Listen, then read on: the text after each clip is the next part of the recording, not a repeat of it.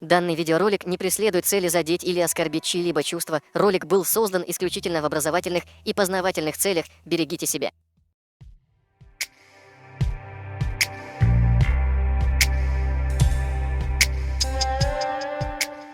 Один из закоренелых чечено-ненавистников удивляется, почему чеченцы грабили вещи и имущество ингушей, ведь чеченцы к тому времени были в исламе. И что чеченцы для наживы своей ездят в деревне выше всего описанные? Выходит, что чеченцы, которые в то время должны были находиться в исламе, грабили дома умерших от болезни ингушей.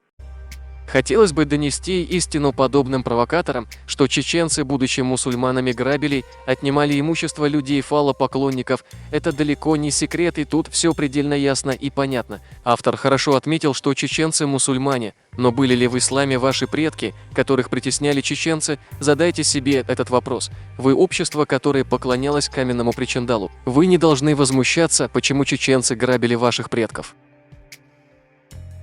А теперь послушайте рассказ от ингуша, почему чеченцы-мусульмане грабили ингушей, не мусульман.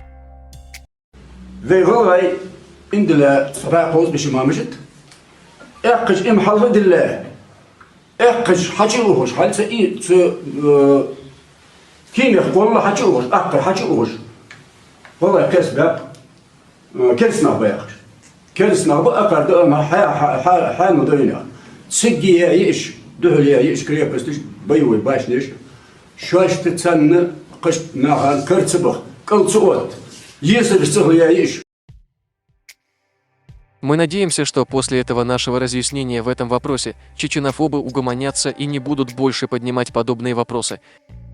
А для тех, кто хочет поддержать нас, оформите спонсорство на наш канал. Взамен вам предлагается фирменный значок рядом с именем и некоторые эмодзи в виде национальных героев чеченского народа. Всем огромное спасибо за вашу помощь и поддержку. Пусть Всевышний вернет вам многократно.